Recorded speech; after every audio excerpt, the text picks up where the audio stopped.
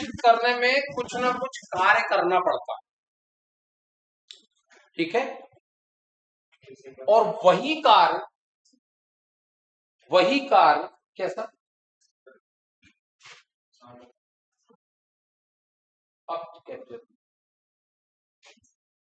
तो जब भी हम किसी चालक को आवेशित करते हैं तो कुछ ना कुछ कार्य करना पड़ता है, और वही कार्य उस चालक में ऊर्जा के रूप में संचित हो जाता है, और वो कहलाती है स्थिर वैद्युत स्थितिज ऊर्जा। आया समझ में? तो मान लीजिए कि ये कोई चालक है, गोली चालक, और इसकी त्रिज्या कितनी है r, इसकी रेडियस r, ठीक है। अब अगर हम इस चालक को आवेशित कर रहे हैं, ठीक है, तो मान लीजिए कि हमने, अच्छा आवेश दे रहे हैं, तो आवेश कहां से लेके आ रहे हैं, अनंत से लेके आ रहे हैं। कहां से लेके आ रहे हैं, तो हमें मालूम कि अगर हम पहला जो इकाई आवेश लेके आएंगे अनंत, तो हमें कोई कार्य नहीं करना पड़ता, मतलब इस पर जो किया गया कार्य जो है इनिशियल, वो कितना है, 0, प्रारंभिक कार्य 0, तो इसका विभव भी क्या होगा, 0। अब देखिए अगर हम कोई दूसरा इकाई आवेश लेके आए, तो ये इकाई आवेश जो पहले से इसके अंदर, इसके ऊपर है, ये अपना विद्युत क्षेत्र बना लिया, तो इस इकाई आवेश के विरुद्ध क्या करना पड़ेगा, कार्य करना पड़ेगा, क्योंकि ये क्या लगाएगा इस पर, प्रतिकर्षण बल, अरे इसको रिपेल करेगा, तो इसके रिपल्सन के अगेंस्ट हमको क्या करना पड़ेगा, वर्क करना पड़ेगा। आया समझ में? तो हमें वर्क करना पड़ा थोड़ा। अब जब हम तीसरा इकाई आवेश लेके आ रहे हैं, तो अब की बार वर्क का मान क्या हो जाएगा, और ज्यादा, अब की बार वर्क का मान, क्योंकि अब की बार इसके ऊपर कितने इकाई आवेश हो गए, 2 इकाई आवेश। आया समझ में? तो वर्क का मान थोड़ा सा और बढ़ गया। अब जब हम चौथा इकाई आवेश लेके आ रहे हैं, आया समझ में, तो अब क्या होगा, क्या होगा, वर्क का मान और ज्यादा होगा, क्योंकि अब की बार इकाई आवेश 3 पहले से, तो अब कितने हो गए, 4। इसके बाद जब हम पांचवा इकाई आवेश लेके आएंगे, तो क्या होगा, पांचवा इकाई आवेश लाने पर और ज्यादा वर्क करना पड़ेगा, तो धीरे धीरे क्या बढ़ रहा है, वर्क बढ़, मतलब जब ये चालक आवेशित हो रहा है, इस चालक को आवेशित करने में हमें कार्य करना पड़ रहा है, और उस कार्य का मान क्या होता जा रहा है, बढ़ते जा रहा है। अच्छा किसी भी इकाई आवेश को अनंत से विद्युत क्षेत्र के किसी बिंदु तक लाने में किया गया कार्य, उस बिंदु का विभव क्या है, तो इसका चालक का क्या बढ़ रहा है, विभव पीछे बढ़ रहा है।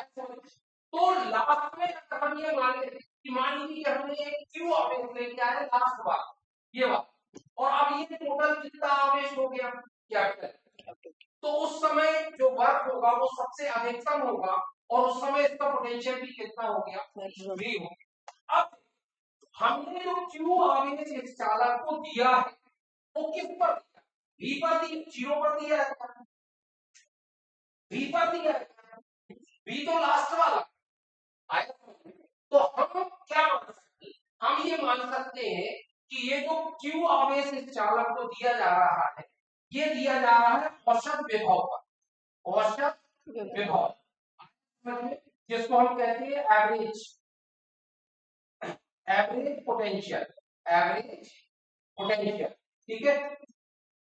कितने पर दे रहे हैं हम, 0 प्लस v/2, औसत ऐसे निकालिए, कितने पर दे रहे हैं, ये उस समय का विभव, तो किया गया कार्य क्या होगा, वर्क जो होगा वो क्या होगा, क्या होगा, चार्ज इनटू पोटेंशियल, क्या होगा, चार्ज इनटू पोटेंशियल। कहां से आ गया ये, विभव की परिभाषा,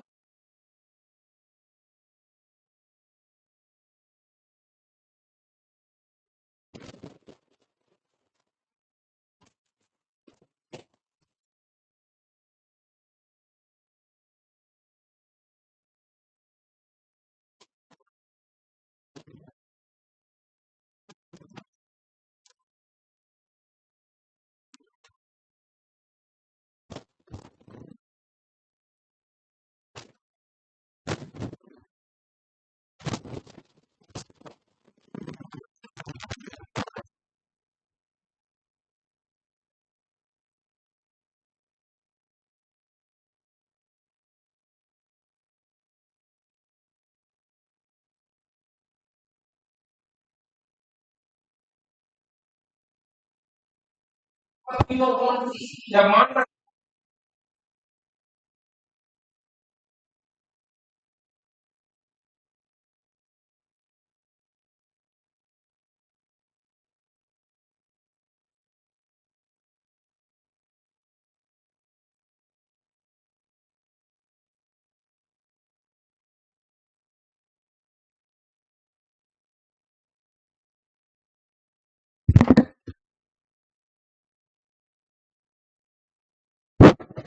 कितना वर्क करना पड़ा बताइए, Q square by C.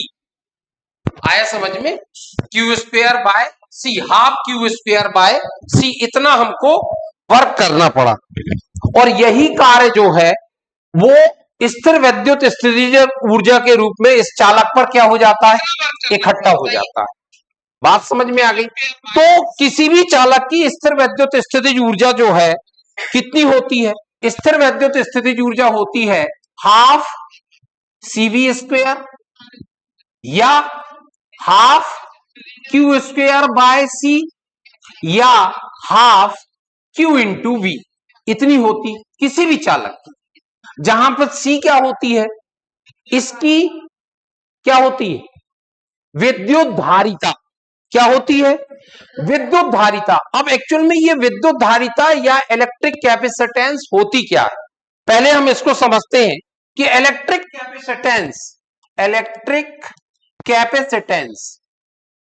Capacitance मतलब विद्युत धारिता। विद्युत धारिता क्या है, तो देखिए जनरली अगर आप ध्यान से देखें तो विद्युत धारिता का मतलब होता है capacity to hold the charge, मतलब किसी भी चालक की कितनी कैपेसिटी है चार्ज को होल्ड करने में। आया समझ में, capacity to hold the charge मतलब चार्ज को अपने अंदर संग्रहित करने की क्षमता कितनी। एक हम कहेंगे कि चालक की कैपेसिटी ज्यादा है तो इसका मतलब कि उसमें ज्यादा आवेश आएगा, ज्यादा चार्ज आएगा। एक को कहेंगे कि आवेश मतलब उसकी कैपेसिटी कम है तो उसमें कम आवेश है। बात समझ में आ गई।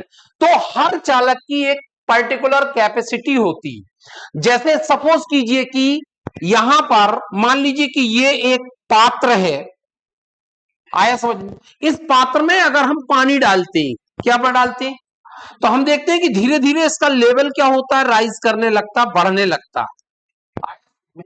ठीक इसी टाइप से अगर मैं किसी चालक को आवेश देता हूं तो क्या बढ़ता है, इसका विभव बढ़ते जाता है। क्या बढ़ता है, ध्यान रखेंगे हाइड्रोस्टैटिक और इलेक्ट्रोस्टैटिक में बहुत ज्यादा संबंध है। आया समझ में, जो संबंध जल का तल से होता है, लेवल से, वही संबंध जो है आवेश चार्ज का किससे होता, पोटेंशियल से, विभव से। आया समझ में, जैसे पात्र में जल डालने पर क्या बढ़ता है, तल बढ़ते जाता है, वैसे ही चालक को अगर हम चार्ज करें तो क्या बढ़ता है, पोटेंशियल बढ़ता है। लेकिन कब तक, जैसे इस पात्र की कैपेसिटी कांस्टेंट। आया समझ में, इसमें उतना ही वाटर आ सकता है या पानी आ सकता है। जब ये फुल भर जाएगा इसकी कैपेसिटी के बराबर, आप अगर एक ड्रॉप पानी भी डालेंगे तो वो कहां गिरेगी। इसका मतलब इस चालक की भी एक कैपेसिटी होगी कि इसमें इतना चार्ज आएगा। इससे ज्यादा अगर हम चार्ज देंगे तो चार्ज कहां चला जाएगा, लीक करने लगेगा, बाहर उसका विद्युत विसर्जन होने लगे। तो किसी भी चालक की एक निश्चित विद्युत धारिता होती। आया समझ में। अब उसको हम कैपेसिटी क्यों नहीं कहते, तो बाल्टी के लिए हम कैपेसिटी वर्ड यूज करते हैं, चालकों की जो धारिता है उसके लिए हम एक नया वर्ड यूज करते हैं, कैपेसिटेंस।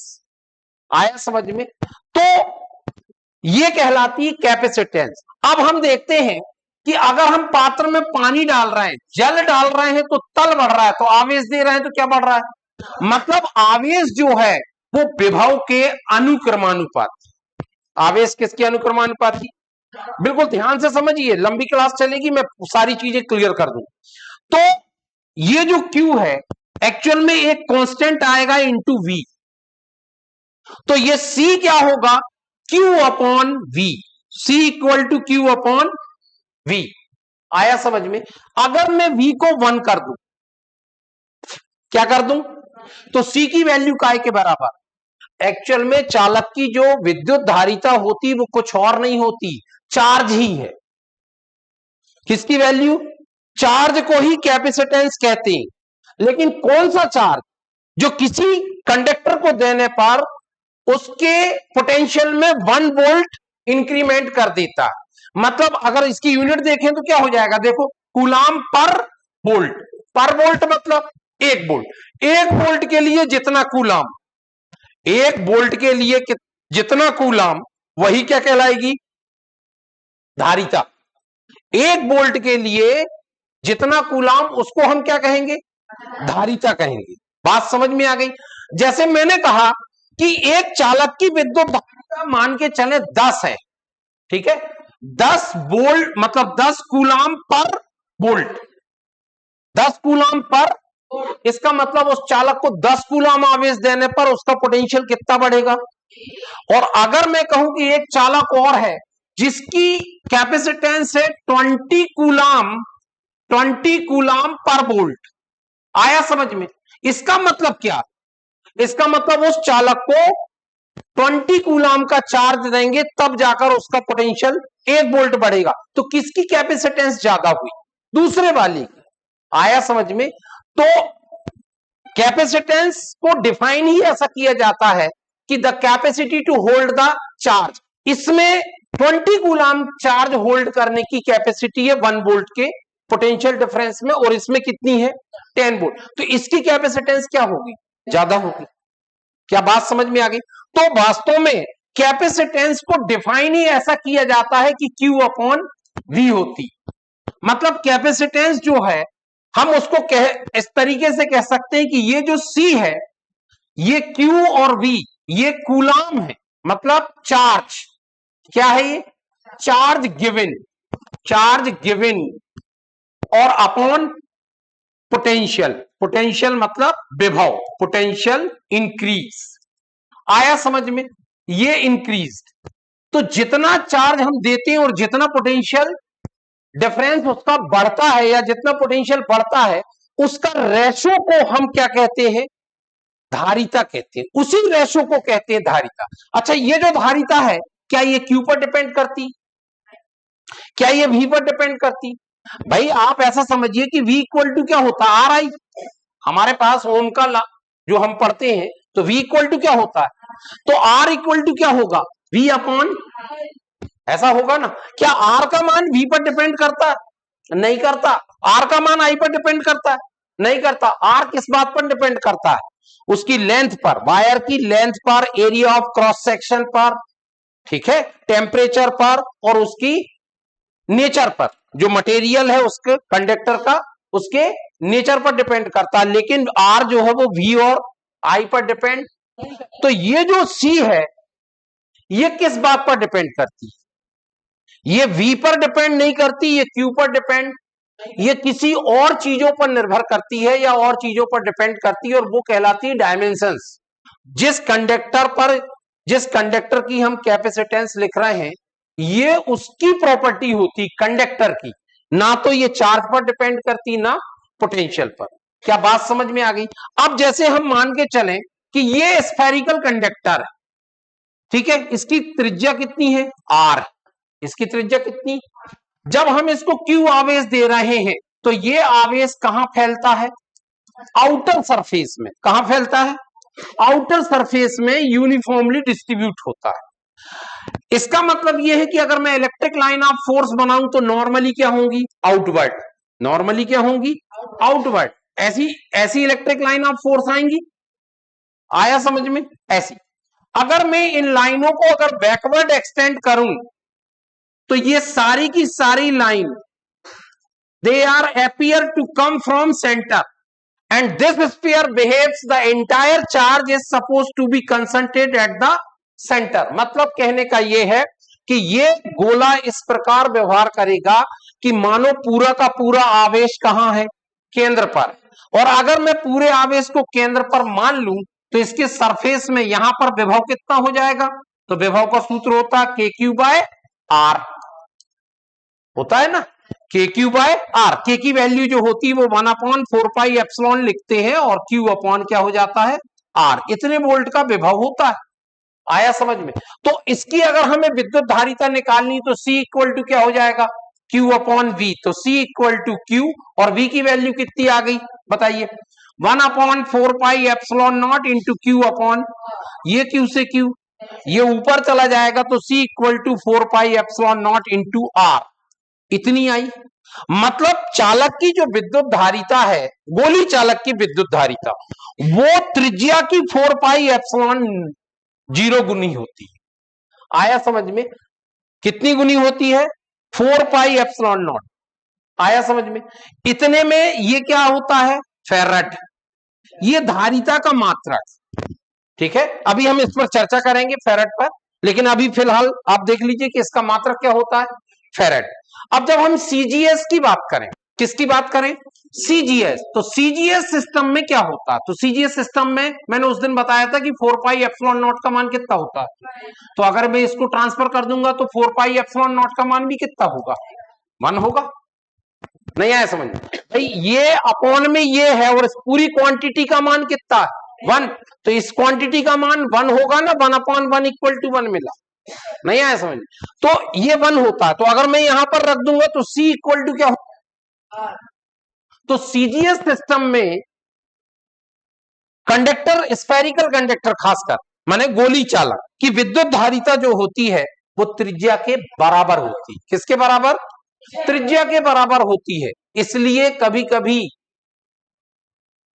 विद्युत धारिता को सेंटीमीटर में व्यक्त किया जाता है, काय में, अगर उसने कह दिया कि किसी चालक की विद्युत धारिता मान लीजिए 15 सेंटीमीटर है, तो आप कहोगे सर ये तो लंबाई, धारिता का मात्रक तो फेरड होता।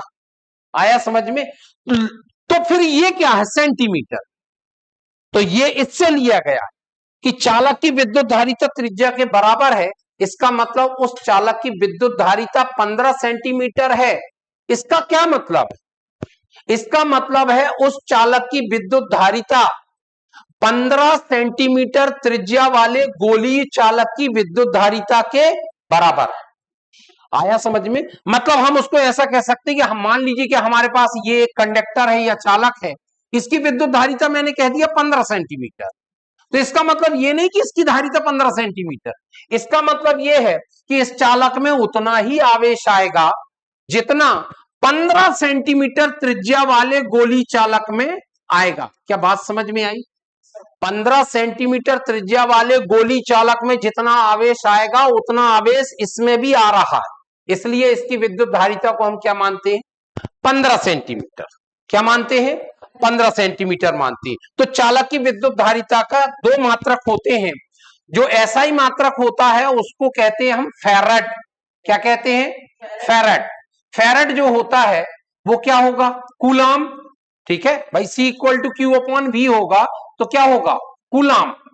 इसको हम क्या कहेंगे, कूलाम, और अपॉन में क्या आ जाएगा, वोल्ट। आया समझ में?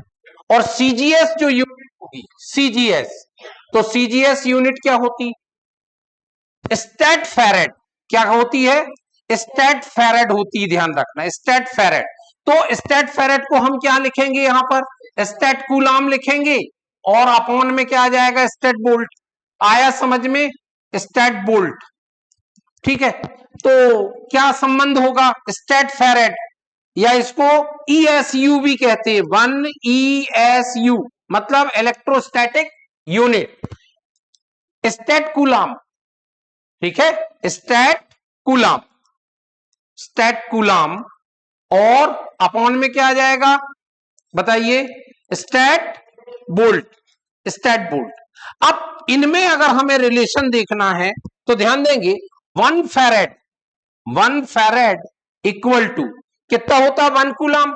तो 1 कूलाम स्टैट कूलाम में कितना होता है, 3 × 10⁹ मालूम है ना, ये क्या होता है, स्टैट कूलाम, और साथ में अपॉन 1 वोल्ट। तो 1 वोल्ट में स्टैट वोल्ट कितना होता है, 1/300। मालूम है नहीं मालूम, 1/300। आया समझ में, ये हो जाएगा आपका स्टैट वोल्ट। आया समझ में? अब इसको जब सॉल्व करेंगे तो ध्यान से देखना, ये ऊपर जाएगा तो कितना हो जाएगा, 900 × 10⁻, और state coulomb upon state volt क्या होगा? ये होगा स्टेट फेरेड। क्या होगा? स्टेट फेरेड। आया समझ में? स्टेट फेरेड। और ये काय की वैल्यू 1 फेरेड। काय की वैल्यू? तो इसको याद रखने के लिए क्या याद रखेंगे? 9, 10, 11। नहीं आया? क्या याद रखेंगे? 9, 10 और ये हो जाएगा स्टेट फेरेड। आया समझ में? ऐसा आप याद रख सकते हैं। ये 1 फेरेड की वैल्यू है। 1 फेरेड इक्वल टू इतना। ठीक है। कई बार इसका डायमेंशनल फार्मूला पूछ लेता है, तो डायमेंशनल फार्मूला कूलम का क्या होगा? 80। आया समझ में? और वोल्ट का क्या होता है? W upon Q। तो ये स्क्वायर में चेंज हो जाएगा और W क्या होगा? ml स्क्वायर t की पावर -2। तो ये कितना हो जाएगा? m की पावर -1, l की पावर -2 और a स्क्वायर और t की पावर 4। आया समझ में? ये ऊपर जाएगा तो इस तरीके से आ जाएगा। तो ये गोली चालक की कैपेसिटेंस अपन ने देखा कि गोली चालक की विद्युत धारिता जो होती है वो इस तरीके से दी जाती है और गोली चालक में जो ऊर्जा होती है वो होती है हाफ CV स्क्वायर। या हम इसको ऐसा भी लिख सकते हैं KQ स्क्वायर अपॉन 2R। इतनी हो सकती KQ स्क्वायर अपॉन 2R। कैसे? मैं आपको बता रहा हूं। देखिए अपन ने धारिता जो लिखा है वो कितना लिखा है? ऊर्जा KQ स्क्वायर अपॉन 2R। ये क्या है? ये वही है जो अभी अपन ने देखा। अभी अपन ने क्या लिखा था? हाफ, बताइए, Q स्क्वायर अपॉन C। यही लिखा था ना? C की वैल्यू रखो जरा, क्या हो जाएगी? हाफ Q स्क्वायर और C अभी बताया था मैंने 4 pi epsilon not into R होती है ना? तो ये 1 अपॉन 4 पाई एप्सिलॉन नॉट क्या होता है? K। क्या होता है? तो KQ स्क्वायर अपॉन 2R। आया समझ में? तो चालक इस तरीके से बनाया गया। ठीक है। अब जिसे हमें पढ़ना है एक्चुअल में जो मेन है वो है कैपेसिटर। ठीक है। क्या है? तो वास्तव में देखा गया कि ये चालक है और जब हम चालक को आवेशित करते हैं, यहां पर आवेश देते हैं, तो ये देखा गया कि इसका विभव क्या होते जाता है? बढ़ते चला जाता है। क्या होते जाता है? बढ़ते चला जाता है। अब बात यह आई कि इस चालक की जो विद्युत धारिता है ये नियत। इस चालक की विद्युत धारिता क्या है? नियत है, क्योंकि ये केवल त्रिज्या पर ही निर्भर करती है। भाई 4 पाई एप्सिलॉन नॉट की वैल्यू कितनी होती है? 1। कितनी होती है? मैं आपको बता दूं कि फेरेड क्या है, ध्यान देंगे। C इक्वल टू होता है 4 pi epsilon not into R होता है। आया समझ में? अब इसको मैं अपॉन में लेके आऊं। अगर मान लीजिए कि ध्यान देंगे यहां पर, यदि C बराबर मैं 1 फेरेड की बात करूं, कितना मान रखेंगे तो ये हो जाएगा 1, ये हो जाएगा 4 पाई एप्सिलॉन नॉट और इंटू में, तो R की वैल्यू जब निकालेंगे तो ये अपॉन में आ जाएगा 1 अपॉन 4 पाई एप्सिलॉन नॉट और इसकी वैल्यू होती है 9 इंटू 10⁻⁴ और R है। आया समझ में? ये काय में आएगा? मीटर। काय में आएगा? अब इस चीज को जरा ध्यान से देखो। जिस चालक की विद्युत धारिता 1 फेरेड है उसकी त्रिज्या कितनी आ रही है? इसमें 1000 का भाग देंगे तो किलोमीटर में चेंज हो जाएगा। इतना किलो नहीं आया समझ? अर्थ की रेडियस कितनी? 6400 किलोमीटर। आया? 6400 किलोमीटर। आया समझ में? ठीक है। तो अब आप देखिए कि जिस स्फीयर की रेडियस इतनी, लगभग 9 लाख, नहीं आया, उसकी विद्युत धारिता कितनी है? 1 फेरेड। समझ में आया? तो 1 फेरेड धारिता का कितना बड़ा मात्रक है, समझ में आ रहा है? बहुत बड़ा मात्रक। माने हमारी पूरी पृथ्वी की विद्युत धारिता भी 1 फेरेड नहीं है, ध्यान रखना। हमारी पूरी अर्थ की विद्युत धारिता 1 फेरेड नहीं। बात समझ में आ गई? मतलब धारिता, जिसकी विद्युत धारिता 1 फेरेड, उसकी त्रिज्या आप देख लीजिए कितनी आ रही, 9 इंटू 10⁻⁶ किलोमीटर, जबकि अर्थ की रेडियस तो केवल 6400 किलोमीटर होती है और मीटर में निकालेंगे तो ये 6.38 इंटू 10⁻⁶ मीटर आती है। आया समझ में? तो इसमें तो कितनी आती है मीटर में? 9 की पावर। तो 1 फेरेड जो है धारिता का बहुत बड़ा मात्रक है, इसलिए धारिता के जो है छोटे मात्रक उपयोग किए जाते हैं, माइक्रोफैरेड, पिकोफैरेड, नैनोफैरेड। आया समझ में? ठीक है, एक माइक्रोफैरेड क्या होता है, 10⁻⁻6 फैरेड होता है। एक पिकोफैरेड क्या होता है, 10⁻⁻12 फैरेड होता है। नैनोफैरेड क्या होता है, 10⁻⁻9 फैरेड होता है। तो ये छोटे मात्रक यूज किए जाते हैं। अब बात ये आती है कि सर धारिता का मात्रक जो फैरेड है ये बहुत बड़ा मात्रक है और अर्थ की पूरे अर्थ की रेडियस भी 1 फैरेड, तो वास्तव में अर्थ की रेडियस है कितनी, तो निकाल लीजिए। हमारे पास फार्मूला तो है, आर की वैल्यू कितनी, 6400 किलोमीटर, तो ये हो जाएगा 10⁻³ मीटर। आया समझ में? वैल्यू निकालेंगे तो क्या आ जाएगा बताइए, ये आ जाएगा C = 4πε0 इंटू आर। तो मान रख देंगे, कितना हो जाएगा 4πε0, और आर की वैल्यू कितनी है बोलो, 64, या पूरा रेडियस में रखेंगे तो 6.38 इंटू 10⁻6 मीटर में।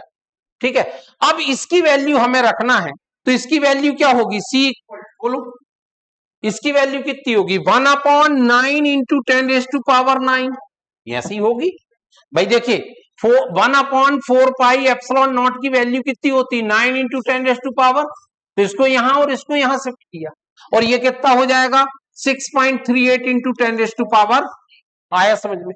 अब आप जब इसको सॉल्व करेंगे तो आप जो वैल्यू निकालेंगे एक्चुअल में वो आती है 711 माइक्रोफैरेड के अप्रोक्सीमेट आती है। कितनी आती, 711 माइक्रोफैरेड। अर्थ की रेडियस मतलब अगर हम 6400 के हिसाब से निकालते हैं तो ये कितनी आती है, 711 माइक्रोफैरेड। ये किसकी कैपेसिटेंस है, अर्थ की। किसकी कैपेसिटेंस है, अर्थ की कैपेसिटेंस। अब ध्यान देंगे यहां पर कुछ बातें और है। किसी भी चालक की जो विद्युत धारिता होती है वो चालक की आकृति पर या उसकी साइज पर डिपेंड करती, क्योंकि पूरा का पूरा आप देख रहे हैं C = 4πε0, ये कांस्टेंट है और ये किसकी है, R जो कहते हो। तो ये किस पर निर्भर कर रहा है, केवल चालक के आकार। ठीक है, ε0 का मान क्या होता है, 8.854 इंटू 10⁻⁻12। ठीक है, और यूनिट क्या होती है, कूलम स्क्वायर पर न्यूटन मीटर स्क्वायर, ये इसकी यूनिट होती। कई बार इसका डायमेंशनल फार्मूला पूछ सकता है तो निकाल सकते हैं ना, क्या आ जाएगा कूलम का, A²T², है ना, और न्यूटन का क्या आ जाएगा, MLT-2, है ना, और मीटर का स्क्वायर मतलब L का स्क्वायर। तो अब इसको सॉल्व कर लेंगे तो देखिए क्या हो जाएगा, m की पावर -1, L की पावर -3 और T की पावर 4, ये ऊपर जाएगा, और A का, आया समझ में? इस तरीके से ε0 का डायमेंशनल फार्मूला हम निकाल सकते हैं। तो हमने एक चीज देखा कि किसी भी चालक की अगर हमें कैपेसिटेंस बढ़ाना है तो मजबूरी में हमें उसकी रेडियस ही बढ़ानी पड़ेगी, और हमारे पास कोई तरीका नहीं था, अब है। ठीक है, अब है कि चालक की हम विद्युत धारिता भी बढ़ा सकते हैं। तो यह बताया गया कि वास्तव में क्या होता है, हमने जो चालक को आवेशित किया था या आवेश दिया था वो कहां फैला था, इसके बाह्य पृष्ठ में फैला था और इसका विभव भी हो गया था। ठीक है, किसी ने एक और चालक इसके पास रख दिया होगा किसी ने। ठीक है, जब एक और चालक इसके पास रखा तो चूंकि ये चालक इसके विद्युत क्षेत्र में आ गया, आया समझ में, ये चालक बी है मान के चलें और ये चालक ए, तो चालक ए को हमने आवेश किया तो इसके चारों ओर जो विद्युत क्षेत्र है उसमें ये चालक आ गया। आया समझ में? अब अगर ये विद्युत क्षेत्र में रखा है तो इसके अंदर जितने भी मुक्त इलेक्ट्रॉन रहेंगे वो इसके विद्युत क्षेत्र की विपरीत दिशा में जाएंगे, तो विद्युत क्षेत्र ऐसा बाहर की तरफ रहेगा, तो इलेक्ट्रॉन आ गए यहां, और जहां से छोड़ के आए वो धनावेश यहां पर आ गया। आया समझ में? अब हुआ क्या कि ये वाला जो आवेश है इस चालक के विभव को क्या करेगा, कम। भाई देखिए विभव क्या होता है, एकांक आवेश को, या हाँ एकांक आवेश को अनंत से हम यहां तक लेके आए, तो देखिए ये वाला आवेश तो उसको प्रतिकर्षित करेगा, लेकिन ये क्या करेगा, आकर्षित करेगा। आया समझ में? तो इसका विभव क्या होगा, कम होगा। आया समझ में? किसके कारण, इसके कारण। लेकिन ये तो बढ़ाएगा, ये क्या करेगा, तो दोनों में पास कौन है, ये वाला ज्यादा पास, इसका प्रभाव ज्यादा पड़ेगा। और जब विभव कम होगा, जब विभव कम होगा तो धारिता क्या हो जाएगी, बढ़ जाएगी।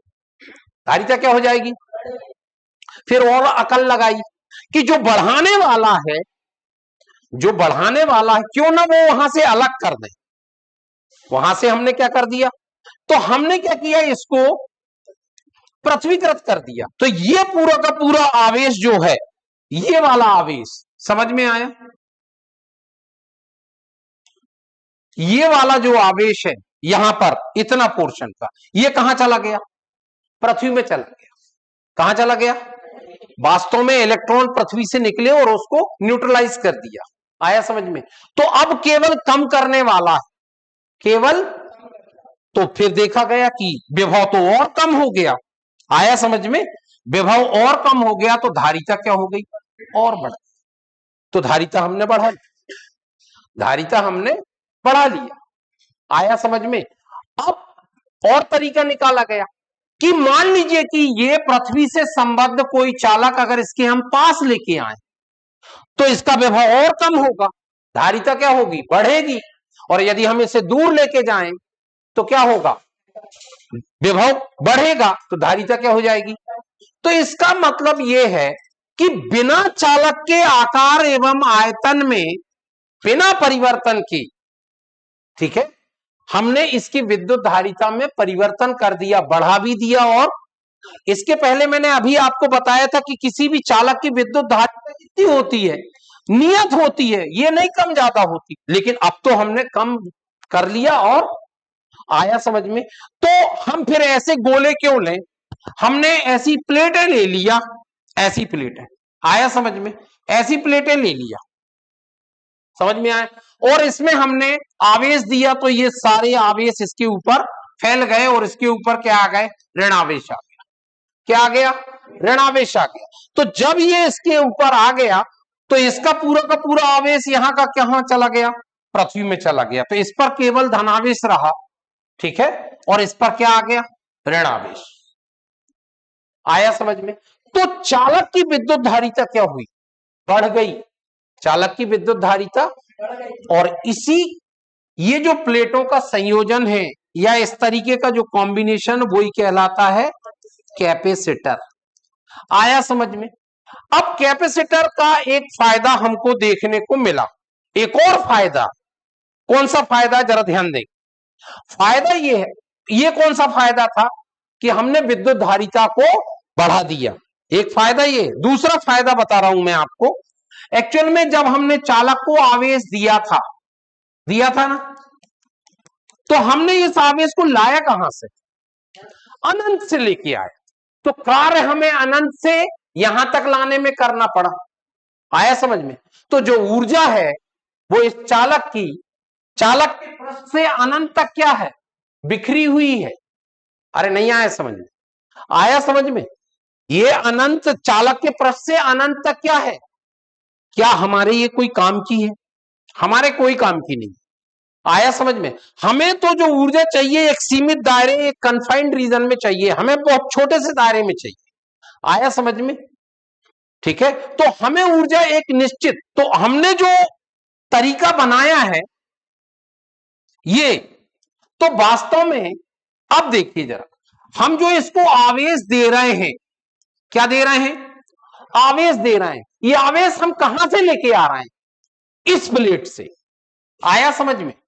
किससे लेके आ रहे हैं, इस प्लेट से लेके आ रहे हैं। हमने इससे आवेश को तोड़ तोड़ के लेके आया।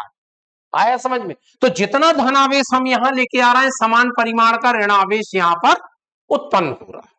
हमने तोड़ तोड़ के लेके आए। तो जब हम तोड़ के लेके आएंगे तो हमें कार्य करना पड़ेगा। क्या करना पड़ेगा, तो यही कार्य इसमें क्या बन जाएगा, ऊर्जा। ठीक है, तो कैसे बनता है जरा ध्यान से देखिए। मान लीजिए कि ये हमारे पास प्लेट ए है और ये प्लेट बी। आया समझ में? हमें लाना तो क्यू आवेश, लेकिन हमने यहां से बहुत छोटा सा आवेश लेके आया डी क्यू। आया समझ में?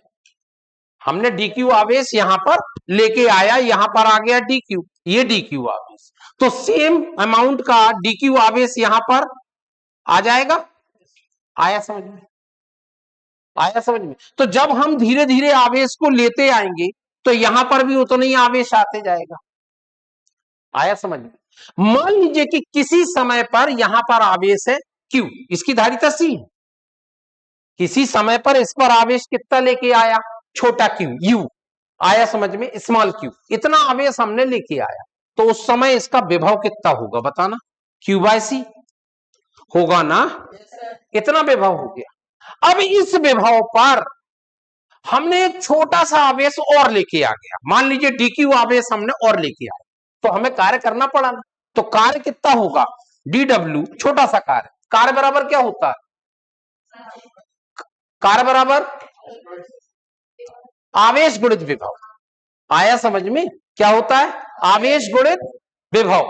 ठीक है, वो बल गुणित विस्थापन 11th वाला है, 12th वाला आवेश गुणित। तो आवेश कितना है? छोटा सा आवेश लेके आ रहे हैं DQ, और विभव कितना है? Q/C। आया समझ में? इतना कार्य करना पड़ा हम। अब हम पूरा लेके आ गए Q, तो क्या कर देंगे? नहीं आया समझ में? तो DW का इंटीग्रेशन क्या होगा? W, और ये 1/C क्या हो गया? बाहर। और जब इसका इंटीग्रेशन करेंगे तो क्या आ जाएगा? Q का विथ रिस्पेक्ट टू DQ क्या हो जाएगा? Q²। आया नहीं आया? और ये 0 to 0 रखने का कोई मतलब नहीं, अपर लिमिट अकेली रखेंगे तो W इक्वल टू क्या हो गया? 1/2 Q²। आया नहीं आया? यही कार्य यहां पर ऊर्जा बन गया, तो U बराबर कितना आ गया? हाफ, बोलो, Q²/C। अब ये Q की वैल्यू जो है वो CV होती, तो मान रख देंगे यहां पर, तो क्या आ जाएगा? Half CV²। आया समझ में? तो एक C से एक C क्या हो जाएगा? कट जाएगा, तो जो U आएगा वो कितना आएगा? Half CV²। आया समझ में? ये दूसरा फायदा, ये दूसरा फायदा है। क्यों? क्योंकि अब ये जो ऊर्जा है, क्या ये अनंत तक बिखरी हुई है? ये अनंत तक बिखरी हुई एक्चुअल में ये इन दोनों के बीच, इन दोनों के बीच। आया समझ में? और ये ऊर्जा जो है हमें सीमित दायरे में रहती है। अच्छा, हम कैपेसिटर का यूज कहां करते हैं? देखिए, जहां पर हमको एक इंस्टेंट स्टार्टअप की जरूरत पड़ती, वहां पर हम कैपेसिटर का यूज करते हैं। जैसे हमने फैन में, आपने देखा होगा फैन में मोटा एक कैपेसिटर लगा होता है। आया समझ में? ठीक है, तो वो करता क्या है? उसका काम क्या है? उसका काम है फैन को ऑन करना। ऑन करते समय ही वो यूज होता है। आया समझ में? इसके बाद में वो सर्किट से डिस्कनेक्ट जैसा होता है। अरे समझ में आया? अब मान लीजिए कि हमारे घर के फैन का कैपेसिटर खराब हो गया है ना, तो आप लोगों ने देखा होगा कि वो फैन जो है, हम जब स्विच ऑन करते हैं तो वो चलता नहीं। चलता है क्या? नहीं चलता। लेकिन अगर हम एक छोटा सा डंडा उठा के उसको ऐसा करके मार दे तो क्या होता है? चलने लगता है, और फिर बढ़िया स्पीड से चलते रहेगा। आया समझ में? तो वो जो डंडा हमने मारा है वो कौन मारता है? वो कैपेसिटर मारता है। जब स्टार्टअप किया जाता है तो कैपेसिटर क्या करता है? अपने अंदर इलेक्ट्रिकल एनर्जी स्टोर करता है। देखिए, कैपेसिटर के अंदर जो एनर्जी होती है वो इलेक्ट्रिक फॉर्म में ही होती। किसमें होती? इलेक्ट्रिक फील्ड के फॉर्म में ही होती। मैं आपको देख रहा हूं, देखिए यहां पर देखें, U बराबर, थोड़ी देर के लिए ध्यान दें, 1/2 CV का स्क्वायर। C की वैल्यू क्या होती बताना? ε0 A/D होती नहीं होती? होती है ना। अच्छा, ये वैल्यू हम यहां पर, अच्छा V की वैल्यू क्या होती? E/D होती।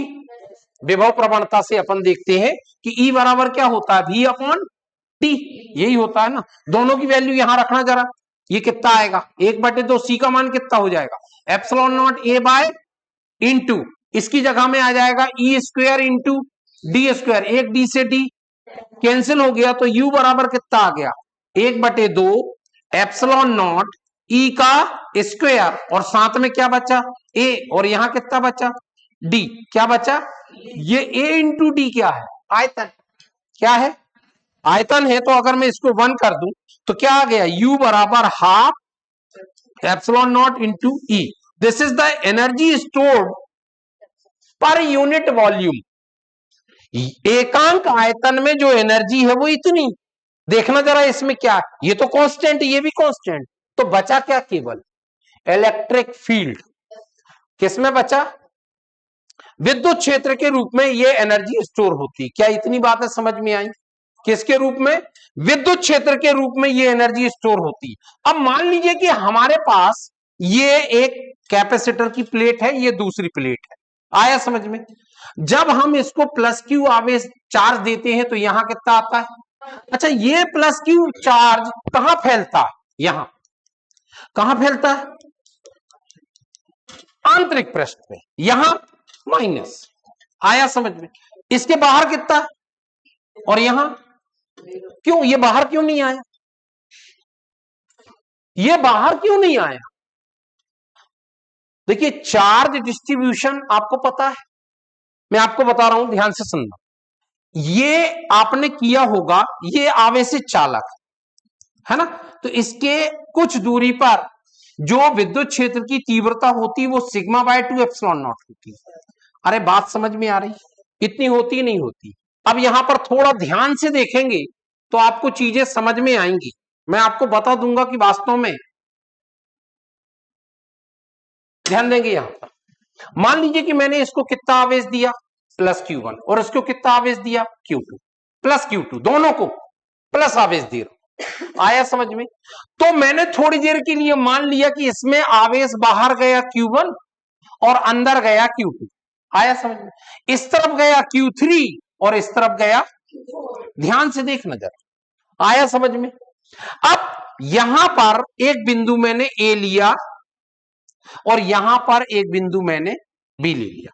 अच्छा बिंदु ए और बी पर विद्युत क्षेत्र की तीव्रता कितनी होगी 0, क्यों, क्योंकि ये चालक के अंदर है और चालक के अंदर हमेशा विद्युत क्षेत्र क्या होता है शून्य होता है। बहुतों को समझ में नहीं आता कि क्यों होता है शून्य, ठीक है, इसका कारण मैं आगे बता दूंगा कि क्यों होता है, लेकिन अभी मानो और आपको पता भी है कि हम जो भी चालक को आवेश देते हैं वो कहां फैलता है बाह्य पृष्ठ में, कहां फैलता है बाह्य पृष्ठ में फैलता है, तो उसके अंदर जो है विद्युत क्षेत्र की तीव्रता क्या होती है शून्य होती है, आया समझ में।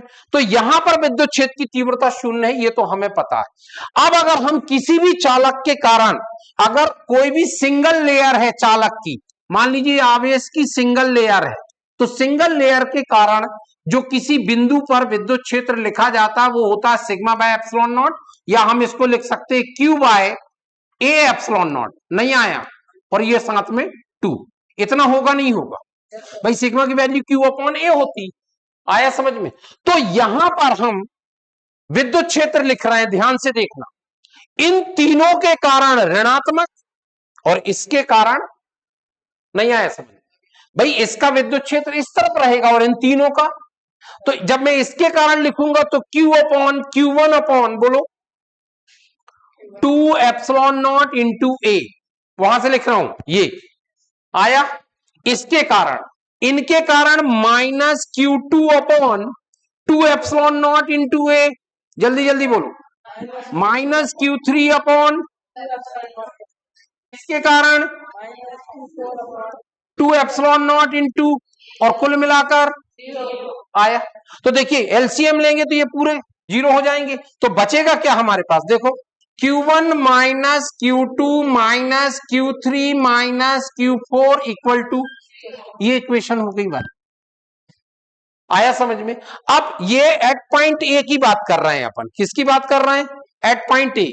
एट पॉइंट बी पर, एट पॉइंट बी पर हम देखें तो इन तीनों के कारण पॉजिटिव और उसके कारण, तो डायरेक्ट लिख दूं उसको, क्या हो जाएगा बताना, Q1 plus Q2 plus Q3 minus Q4 बराबर, ये इक्वेशन क्या हो गई, आया समझ में। अब ध्यान देंगे यहां पर, यहां ध्यान से देखें तो आपको क्लियर हो जाएगा कि वास्तव में ऐसा क्यों होता है। यहां देखिए इन दोनों को अगर मैं जोड़ दूं, इक्वेशन 1 प्लस, दोनों को अगर मैं जोड़ दूं तो ये दोनों माइनस प्लस कैंसिल हो जाएंगे और ये भी कैंसिल हो, ये कितना आ गया बोलो 2q1 और कितना माइनस 2q और कुल मिलाकर, तो अगर मैं इसका ट्रांसफर कर दूं और 2 से 2 कैंसिल कर दूं तो q1 बराबर, हाँ मतलब एक चीज समझ में आई कि जितना आवेश यहां रहेगा उतना आवेश तो यहां रहेगा, इतना तो हमें समझ में आ गया, इतनी बातें समझ में आई। और देखो Q1 जो है वो कितना है, तो एक्चुअल में ये है Q1 प्लस Q2 है ना, और Q2 कितना है, तो ये है Q3 प्लस, आया समझ में, आया। अब मैं इन दोनों को जोड़ दे रहा हूं, तो इन दोनों को जोड़ेंगे, ये 3 है और ये 4, तो जब मैं 3 प्लस 4 करूंगा तो क्या आ जाएगा देखो, Q1 plus Q2 plus Q3 plus Q4 equal to Q1 plus, नहीं आया, आ गया समझ में। अब देखिए यहां पर ध्यान देंगे, अगर मैं यहां पर Q1 बराबर कितना है Q4, तो ये दोनों तो क्या है बराबर, ये दोनों क्या है बराबर, यहां पर कुछ गड़बड़ हुआ क्या, यस गड़बड़ हुआ, क्या गड़बड़ हुआ बताना जरा, जब मैं इसको दोनों को जोड़ूंगा तो यहां पर क्या आएगा, सही तो है, सही है ना, हाँ Q1 बराबर क्या आएगा Q4 की, मतलब ये सेम। अब एक ये है, तो इसके साथ मैं किसको ले लूं बताइए, Q1 बराबर Q4 रखूंगा तो ये 2 टाइम्स हो जाएगा, या फिर इसको मैं घटा दे रहा हूं, ध्यान से देखना जरा, इसके साथ ये इक्वेशन कौन सी है 5, इसमें से मैं ये वाली इक्वेशन दिख रही है Q1 minus Q2 minus Q3 minus Q4 equal to, अब जब इनको हम ऐड करेंगे तो ये तो कैंसिल हो जाएगा, ये भी कैंसिल हो जाएगा, ये भी कैंसिल, आया समझ में, तो ये कितना आ गया 2Q1, नहीं आया, इक्वल टू बोलो Q1 प्लस, तो Q1 की वैल्यू क्या हो गई अपॉन, क्या यही Q4 भी होगा, होगा ना, आया समझ में, यही क्या होगा, अच्छा। अब इन दोनों को मैं अभी क्या किया था मैंने जोड़ा, अब मैं घटा रहा हूं, आया समझ में, यहां पर मैं लिख ले रहा हूं, देखिए Q1 की वैल्यू क्या आ गई बोलो Q1 प्लस Q2 अपॉन और इक्वल टू, आया समझ में। अब ध्यान देंगे यहां पर, एक मिनट, यहां पर ध्यान देंगे, यहां पर ध्यान देंगे, देखिए इन दोनों को मैं सब्ट्रैक्ट कर रहा हूं, तो ध्यान देंगे Q1 सॉरी क्या हो जाएगा Q1 बोलो minus Q2 minus Q3 minus Q4 equal to, और यहां पर क्या है Q1 प्लस Q3 माइनस और इक्वल टू, और दोनों को क्या, तो ये माइनस ये माइनस ये माइनस ये प्लस, नहीं आया, ये माइनस है तो ये कैंसिल, और ये माइनस है तो ये प्लस माइनस तो ये भी, तो यहां कितना हुआ माइनस 2Q2, नहीं आया, और माइनस 2Q इक्वल टू, इसको ट्रांसफर करूंगा तो 2Q2 इक्वल टू हो जाएगा माइनस 2Q3, आया, 2 से कैंसिल, तो Q2 और Q3 बराबर होंगे लेकिन, हाँ अपोजिट, बराबर होंगे लेकिन अपोजिट, आया समझ में। और जो हम जितना चार्ज दोनों को देते हैं उसका आधा चार्ज, ये देखो दोनों को जोड़ के 2 का क्या किया, वो कहां जाएगा बाहर, कहां जाएगा बाहर, तो दोनों का देखिए 2 चीज याद रखना, जितना आवेश हम दे रहे हैं उसमें टोटल कीजिए, टोटल का आधा बाहर, टोटल का आधा, और बाकी का जो बचेगा वो, तो जितना यहां आएगा उतना यहां भी आएगा इसके अंदर, लेकिन नेचर क्या रहेगा अपोजिट, नेचर क्या रहेगा। अब इसको जरा समझते हैं, ध्यान देंगे, मान लीजिए कि यहां पर 5 कूलाम चार्ज है, या मान लो 3 कूलाम, कितना है 3 कूलाम का चार्ज यहां, और यहां पर दे दिया मैंने 2 कूलाम का, कितना। अब बताओ बाहर कितना और अंदर कितना, बोलो बाहर कितना, 5/2, दोनों को जोड़ के आधा करना। तो यहां पर कितना 2.5 कूलाम बाहर, यहां पर भी, तो यहां कितना आएगा बताना। 3 कूलाम दे रहा है, 2.5 तो बाहर चला गया, तो यहां कितना कितना 0.5 आएगा ना भैया। 3 कूलाम बाहर जा रहा, 3 कूलाम हम इसको दे रहे हैं, तो 2 कूलाम कहां गए, 2.5 कूलाम कहां चला गया बाहर, तो अंदर कितना बचा, प्लस में कि माइनस में, प्लस में। तो यहां उसका अपोजिट होगा। अब इसमें से इसको जोड़ोगे तो कितना बचेगा, नहीं आया समझ में। और देखिए मान लीजिए कि हम यहां पर दे रहे हैं 3 कूलाम, कितना, या थोड़ा अलग ले रहा हूं, 2 कूलाम यहां कितना, और इसमें दे रहा है 1 कूलाम, आया समझ में। तो बाहर कितना अंदर कितना, यहां पर 1.5 कूलाम बाहर, यहां 0.5, यहां माइनस 0.5, यहां 1. नहीं आया समझ भाई। देखिए 1 कूलाम यहां आया, तो 1 कूलाम चार्ज यहां चला गया बाहर, लेकिन बाहर का जो 0.5 कूलाम है वो अंदर आ गया, तो वहां 0.5 और आ गया, और 1 ही आ गया, तो 1.5 बाहर। नहीं आया समझ में, आया समझ में। तो अब इस समझ में आ गया सबके। अब आप मुझे ये बताओ कि मान लीजिए कि हम इसको आवेश दे रहे हैं Q और इसको दे रहे हैं -Q, यही कर रहे हैं। बाहर कितना, अरे दोनों जोड़ के 2 का भाग देंगे तो कितना आएगा, तो जब 0 यहां है तो ये Q कहां जाएगा, नहीं आया। और जब इतना है तो इसके अपोजिट यहां आएगा, और बाहर कितना। अब समझ में आया कि चार्ज जो है वो कैपेसिटर में जो टोटल चार्ज होता है वो कितना होता है, 0। पूरे दोनों प्लेट का टोटल चार्ज क्या होता है, 0 होता है। एक्चुअल में जो टोटल चार्ज है वो तो 0 हो गया, आया समझ में। कुल आवेश कितना हो गया, 0 हो गया। तो वो जो आवेश हम देते हैं वो कहां फैलता है, इनर सरफेस में, आंतरिक पृष्ठ में, बाहर नहीं रहता। इसलिए इस तरफ भी विद्युत क्षेत्र की तीव्रता क्या होगी, और इस तरफ भी विद्युत क्षेत्र की तीव्रता, तो अंदर कितनी होगी, अब हम वो देखते हैं, जरा ध्यान से देखिए। मान लीजिए कि ये 2 प्लेट है, आया समझ में। यहां पर एक बिंदु, यहां पर पॉजिटिव चार्ज है, आया समझ में, और यहां पर कितना है, सिग्मा, कितना है, और इसमें कितना -सिग्मा, और ये अंदर रहेगा। तो इस चार्ज के कारण यहां पर कितनी वैल्यू रहेगी विद्युत क्षेत्र की, बोलो, σ/2 ε0। एक अकेले कारण, सिंगल लेयर अगर रहती चार्ज की तो उसके कारण इतनी होती, उसकी डायरेक्शन क्या होगी, away from the positive charge, मतलब इस डायरेक्शन, आया, और टुवर्ड्स द नेगेटिव चार्ज। तो इसके कारण जो आएगी इतनी ही आएगी, लेकिन उसकी डायरेक्शन ये होगी, नहीं आया। तो नेट ही कितना होगा, दोनों को जोड़ेंगे तो 2 टाइम्स हो जाएगा, नहीं आया। तो ये 2 से 2 क्या हो गया, कैंसिल हो गया, तो ई नेट कितना आ गया, सिग्मा बाय, ये आ गया विद्युत क्षेत्र की तीव्रता, क्या आ गई। अब मान लीजिए कि इन दोनों के बीच की दूरी कितनी है, d है, कितनी है, तो v बराबर क्या होता है, E इंटू डी, अरे होता है ना। तो v बराबर E का मान कितना, σ/ε0 इंटू, तो v बराबर क्या, सिग्मा को मैं Q/A लिख सकता हूं, ऐसा लिख सकता हूं, इंटू, आया समझ में। ये क्या निकल के आ गया, विभव।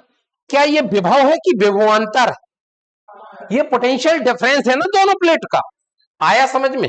तो C बराबर क्या हो जाए, Q/V, तो C बराबर Q, और V की वैल्यू कितनी, Q/ε0 A इंटू डी, ये दोनों, तो ये ऊपर जाएगा, तो C = ε0 A बाय, आया समझ में।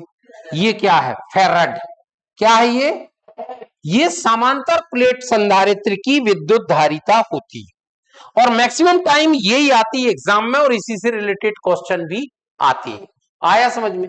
अब वास्तव में समांतर प्लेट संधारित्र की विद्युत धारिता इतनी होती है, ठीक है। अब इसमें अपन ये कह सकते हैं कि C बराबर होता है epsilon not A by D, और जब वायु निर्वात हो जाता है तो क्या होता है, K epsilon not A by D हो जाता है। होता है नहीं होता, K टाइम्स बढ़ जाती। क्यों बढ़ती, क्योंकि विद्युत क्षेत्र K टाइम्स कम हो जाता है। और परावैद्युतांक माध्यम में क्या होता है, जो बल होता है वो, ये मीडियम का जो बल होता है वो K टाइम्स क्या होता है, बाह्य निर्वात की तुलना में K गुना क्या होता है, कम होता है। तो जब बल कम होगा तो विद्युत क्षेत्र की तीव्रता कम होगी, और विद्युत क्षेत्र की तीव्रता कम होगी तो विभव भी कम होगा। क्यों, विभव तो कार्य है ना, एकांक आवेश को प्लेट बी से प्लेट ए तक लाने में किया गया, और कार्य बराबर बल गुणित विस्थापन, तो बल तो कम हो रहा है ना, तो कार्य भी, तो विभव भी। और जब विभव कम होगा तो C equal to Q upon V, जब विभव कम हो रहा तो C क्या हो जाएगी, बढ़ जाएगी। तो समांतर संधारित्र की प्लेटों के बीच जब परावैद्युत माध्यम रख दिया जाता है तो उसकी धारिता क्या होती है, बढ़ जाती है। आया समझ में।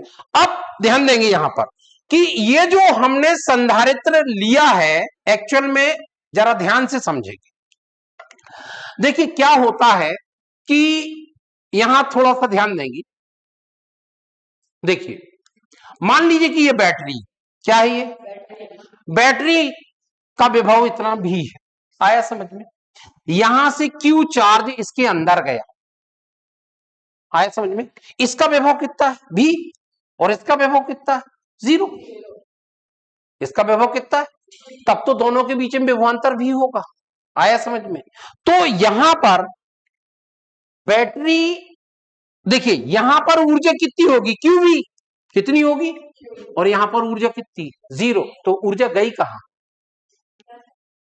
बैटरी चार्ज हुई, बैटरी क्या हुई। और देखो मान लीजिए कि ऐसा यहां से Q आवेश जा रहा है, यहां पर विभवांतर भी। आया समझ में। तो यहां पर विभव कितना 0, और यहां पर विभव कितना V। अगर Q आवेश यहां से गया तो यहां पर ऊर्जा कितनी होगी, QV। ऊर्जा कितनी होगी, अरे अभी तो बताया ना, U बराबर क्या होता, half Q into V square. ये ऊर्जा का फॉर्म, सॉरी ऊर्जा का फॉर्म ही होता है ना ये। अरे W इक्वल टू क्या होता, Q अपॉन होता है ना, नहीं सॉरी उल्टा हो गया। यहां देखो V इक्वल टू क्या होता, W अपॉन, तो W इक्वल टू क्या होगा, ये क्या है कार्य, और कार्य ही तो ऊर्जा होती है, कार्य ही क्या है, इसलिए तो कार्य का मात्रक ऊर्जा का मात्रक जूल होता है। आया समझ में। तो यहां पर ऊर्जा कितनी है QV, और यहां पर ऊर्जा कितनी 0। इसका मतलब ऊर्जा उत्पन्न हुई। तो बैटरी ने कार्य किया, और बैटरी पर कार्य किया गया। आया समझ में, क्लियर है। जब आवेश इसके प्लस से निकलता है तो इसका मतलब बैटरी कार्य कर रही, इस कंडीशन में work done by the battery, by the battery. ध्यान से समझे जरा इस चीज को, कॉन्सेप्ट थोड़ा अजीब लगेगा लेकिन समझ में आ गया तो समझ लो कि आपको कई क्वेश्चन में काम पड़ेगा। और यहां पर work done on the battery, क्या है, work done on the battery. आया समझ में। बैटरी, यहां पर बैटरी को ऊर्जा दी जा रही है, यहां पर बैटरी को ऊर्जा ली जा रही है। समझ में आया। एक्चुअल में हमें ये नहीं पढ़ना, हमें जो पढ़ना है ध्यान देंगे यहां पर। मान लीजिए कि ये संधारित्र है, समझ में आया, ये संधारित्र है और ये बैटरी है ना। यहां पर Q चार्ज, इसकी धारिता कितनी, इसका विभव कितना, ध्यान से समझ, ठीक है।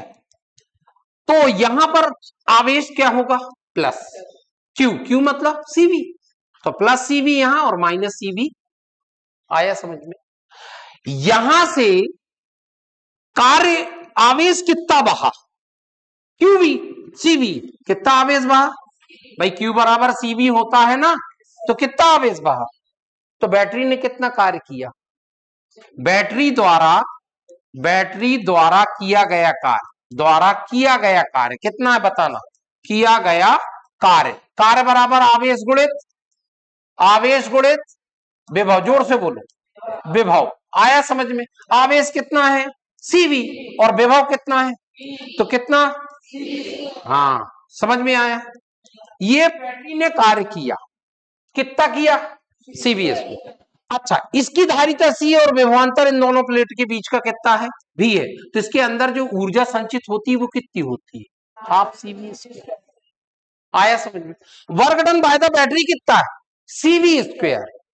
बैटरी ने कितना कार्य किया? CV²। उसमें से यहां पर कितनी ऊर्जा इकट्ठी हो गई? हाफ CV², है ना? तो आधी तो हुई ना, तो बाकी की आधी गई कहां? कहां गई? बाकी की गई कहां? इसीलिए बुक में थोड़ा सा अमेंडमेंट करना जरूरी।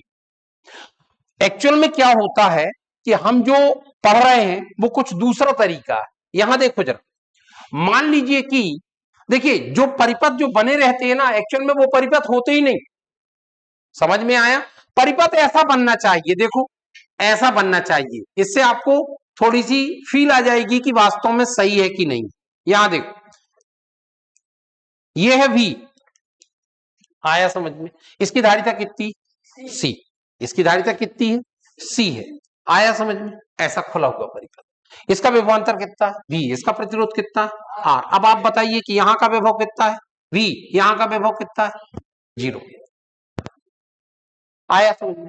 अब 0 टाइम पर, 0 टाइम मतलब T इक्वल टू कितना है? T इक्वल टू 0 पर ये वाली कुंजी को हमने लगा दिया। आया समझ में?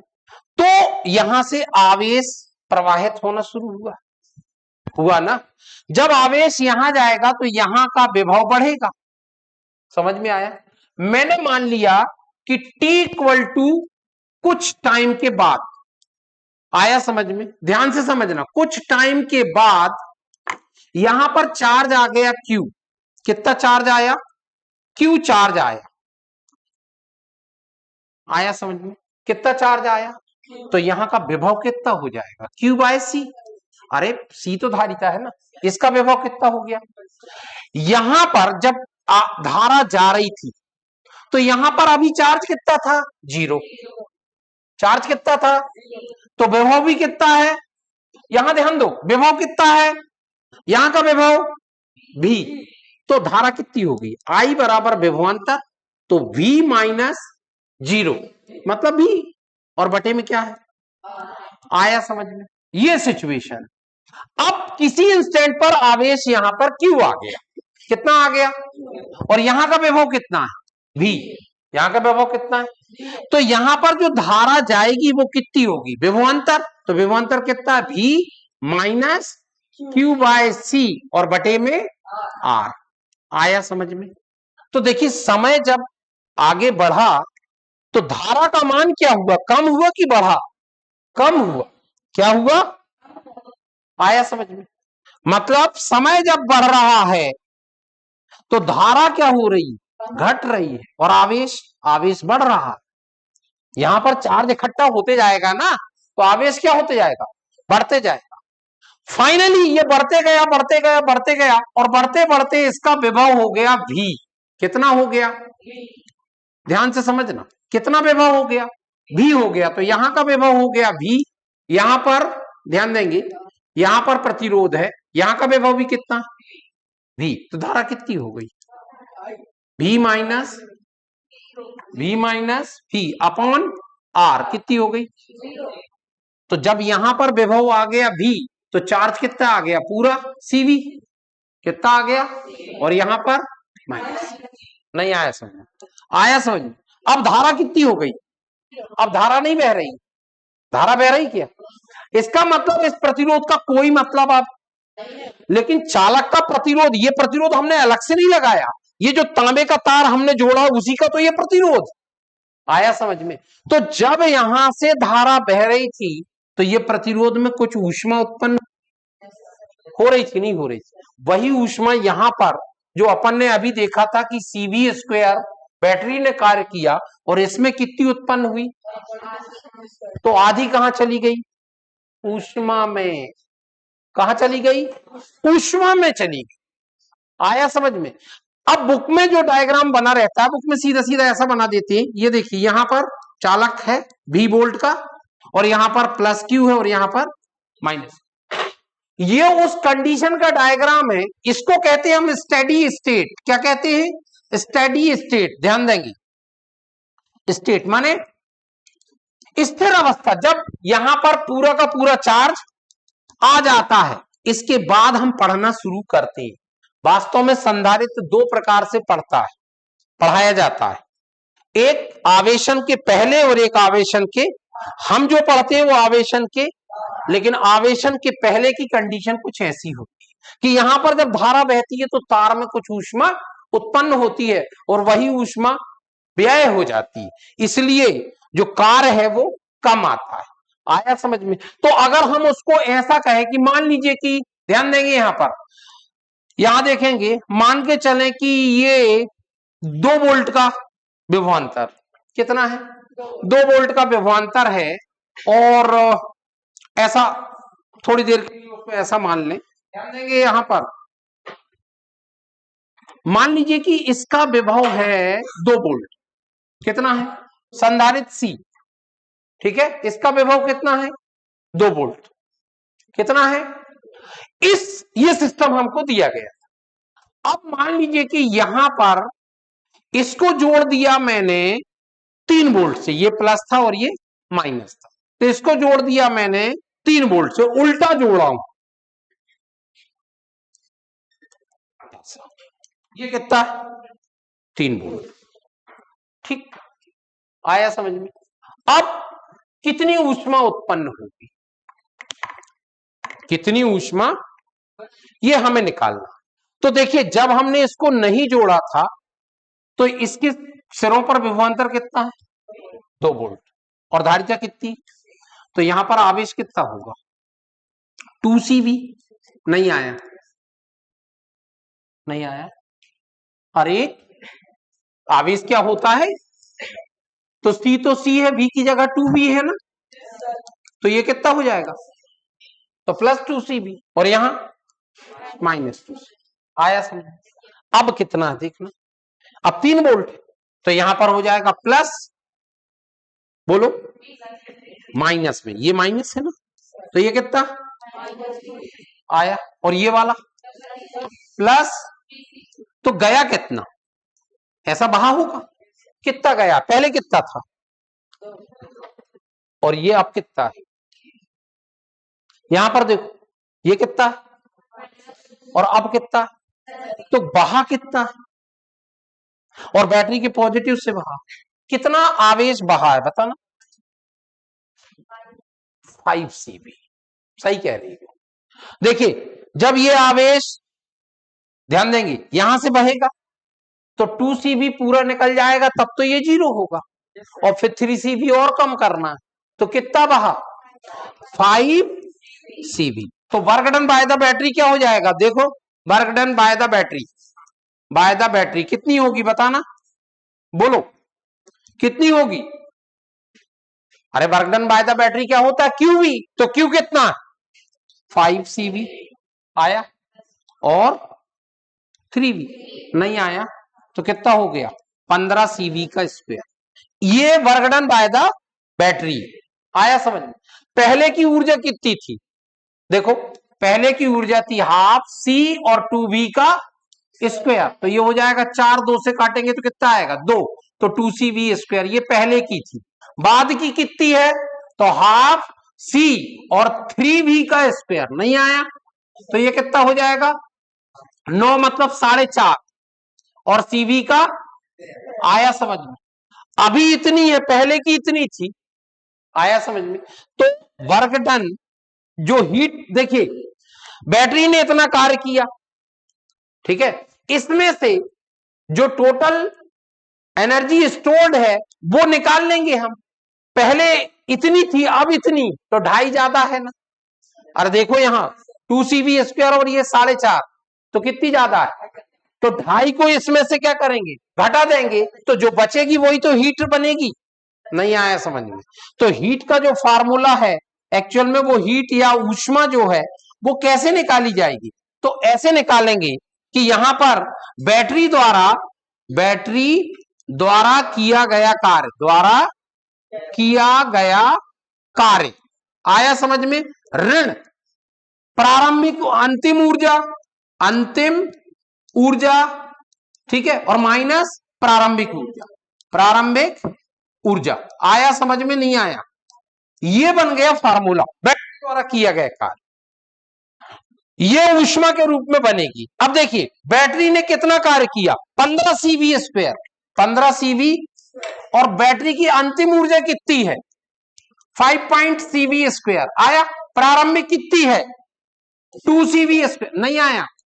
तो ये घटेगा तो कितना आएगा बोलना, ये बचेगा 2.5, और 15 में से जब 2.5 घटेंगे तो कितना आएगा 12.5, मतलब 12.5 CV स्क्वायर। आया समझ में? ये क्या निकल के आ गई, ऊष्मा निकल के आ गई। बहुत सारे सवाल आते हैं, ध्यान रखना। आया समझ में? क्या निकल के आ गई, ऊष्मा। और ध्यान रखना ये कभी भी ऋणात्मक नहीं होती। अरे ऊष्मा हमेशा धनात्मक होती है, कभी ऋणात्मक नहीं होती। इसका मतलब अगर कहीं धोखे से ऋणात्मक आ जाए तो आप समझ लेना कि कहीं ना कहीं हमने गलती किया है। आया समझ में? ऊष्मा कभी भी ऋणात्मक। आया समझ में? और लू एक आध क्वेश्चन, क्या और लू इस टाइप का। चल मान लो कि यहां पर ये जो है V वोल्ट, कितना V वोल्ट। आया समझ में? यहां पर कितना है V वोल्ट, इसको हमने ऐसा जोड़ दिया 3V, कितने से 3 वोल्ट की बैटरी से जोड़। अब बताइए कि बैटरी ने कितना कार्य किया, कितनी ऊष्मा उत्पन्न हुई, बताइए। आराम से निकाल सकते हो। जब इसको अभी कितना, देखो यहां CV, यहां पर CV माइनस CV, अब कितना 3 CV, और आया समझ में? आया नहीं आया? कितना चार्ज था पहले, अब कितना है, तो आया कितना 2 CV, नहीं आया? तो वहां भी 2 CV रहा होगा। आया समझ में? नहीं आया? तो अगर इसके अंदर से 2 CV चार्ज जा रहा है और यहां से निकल रहा है तो वर्क डन पॉजिटिव आएगा कि निगेटिव आएगा? पॉजिटिव। अरे पॉजिटिव से चार्ज निकल रहा है ना, बैटरी से हम ऊर्जा ले रहे, जब उल्टा जाता तो बैटरी की ऊर्जा। आया समझ में? तो work done by the battery या बैटरी द्वारा किया गया कार्य कितना है बताना। किया गया कार्य कितना है QV, तो Q कितना 2 CV, और V कितना 3V, नहीं आया? कितना आ गया 6 CV स्क्वायर, कितना आ गया? यहां कितनी ऊर्जा थी हाफ CV स्क्वायर, यहां कितनी ऊर्जा है हाफ C3V स्क्वायर, नहीं आया? आया समझ में? 3V स्क्वायर, तो ये कितना हो जाएगा 9, तो ये बचेगा 4.5, कितना? आया समझ में? आया? तो अब हम निकाल लें, देखो 6 CV स्क्वायर में से पहले की बाद वाली कितनी है 4.5 CV स्क्वायर, और पहले की कितनी है 0.5 CV स्क्वायर, नहीं आया? आया? इसमें से इसको माइनस कर देंगे, कितना आएगा 4, कितना आएगा, और 4 और 6 में से और माइनस हो जाएगा, तो जो है ना हीट होगी वो कितनी होगी बताना, ये होगा CV स्क्वायर, और कितना? आया समझ में? नहीं आया? आया समझ में? कभी कभी क्वेश्चन जो आते हैं वो किस टाइप के आते हैं आपको मालूम है कि अगर ये कैपेसिटर है, क्या है ये कैपेसिटर, ठीक, तो इसकी धारिता C1 है, इसकी C2 और इसकी। आया समझ में? तो क्या चीज है जो इनमें सेम रहेगी, आवेश। क्या रहेगा, यहां पर हम अर्थ कर देंगे और इसको आवेशित करेंगे, तो Q चार्ज जब हम यहां पर देंगे तो ये माइनस Q, ये प्लस Q, ये माइनस Q, ये प्लस Q, और ये नहीं आया समझ में? तो Q तो हो गया नियत, Q क्या हो गया नियत हो गया, तो जो V होगा V इक्वल टू क्या होता Q अपॉन, तो Q अगर नियत हो गया तो V किसके प्रोपोर्शनल में, इनवर्सली प्रोपोर्शनल में। मतलब कहने का यह है कि V1 अनुपात V2 अनुपात अगर हम V3 करें तो ये आएगा 1/C1 अनुपात 1/C2 अनुपात 1/, आया समझ में? नहीं आया? विभव जो होता है वो संधारित्र की विद्युत धारिता के व्युत्क्रमानुपाती होता है। जिस संधारित्र की धारिता ज्यादा होगी उसका विभव क्या होगा? कम आएगा। क्या ये बात समझ में आई? और इस क्रम में आपको मालूम है क्या होता है? 1/C क्या होता है? 1/C1 प्लस, अरे ये तो पता होगा। तो अगर हम दो कैपेसिटर का जब निकालते हैं तो C इक्विवेलेंट क्या हो जाता है? C1C2/C1 प्लस, जब तीन कैपेसिटर का निकालते हैं तो क्या होता है? C1C2C3/C1C2 plus C2C3 plus C1C3, आया? इस तरीके का। लेकिन कुछ बातें और, यहां पर विभव कितना होगा? V1 क्या होगा? तो V1 इक्वल टू क्या होगा? Q/C1। क्या होगा? Q/C1। अच्छा, Q इक्वल टू क्या होता है? Q तो कांस्टेंट, तो क्या हो जाएगा? C इक्विवेलेंट इंटू V, आया? तो मान रखेंगे तो V1 बराबर 1/C1 और Q की वैल्यू क्या होगी? आया? तो देखिए फार्मूला क्या बनता है? V1 equal to C equivalent upon C1 into V, नहीं आया? तो अगर मैं इसको जनरलाइज कर लूं तो मेरे पास V dash total C equivalent upon C dash into V, नहीं आया? आया समझ? ये इस फार्मूले से हम किसी भी संधारित्र में विभव निकाल सकते हैं, किसी भी संधारित्र में। आया समझ में? कोई भी संधारित्र में अगर हमें विभव निकालना है तो हम इस संधारित्र, इस फार्मूले की सहायता से बड़े आराम से निकाल सकते हैं। कैसे? मैं आपको बता रहा हूं, ध्यान से देखें। देखिए यहां पर, ध्यान से देखें। यहां पर मान लीजिए कि ये हमारे पास संधारित्र है, ठीक है? ये कितना है? 2 माइक्रोफैरेड। कितना है? ये कितना है? 3 माइक्रोफैरेड। और इसको मान लिया मैंने 6 माइक्रोफैरेड, आया? और यहां पर मैंने इसको 12 वोल्ट से लगा दिया। कितने से? 12 वोल्ट से। अब हमसे पूछा कि इस संधारित्र, ये 3 माइक्रोफैरेड संधारित्र है, इसके सिरों पर कितना विभव आएगा? आया समझ में? तो पहले मुझे क्या करना चाहिए? C equivalent. क्या निकालना चाहिए? तो देखिए C इक्विवेलेंट निकालूंगा तो क्या हो जाएगा? देखिए 3 संधारित्र अभी बताया था मैंने, ऊपर सबका गुणा कितना? 2 3 6, आया? नीचे पहले इन दोनों का गुणा तो कितना हो जाएगा? 6, इन दोनों का गुणा तो कितना हो जाएगा? और फिर इन दोनों का गुणा तो कितना हो जाएगा? नहीं आया समझ में? तो ये हो जाएगा 2 × 3 × 6/12 और 18 कितने हो जाएंगे? 30। और ये नहीं आया, ये 6 कैंसिल हो गया। आया? ये कितना? ये कितना? हाँ, कितना आ गया? 1 माइक्रोफैरेड आ गया। समझ में आया?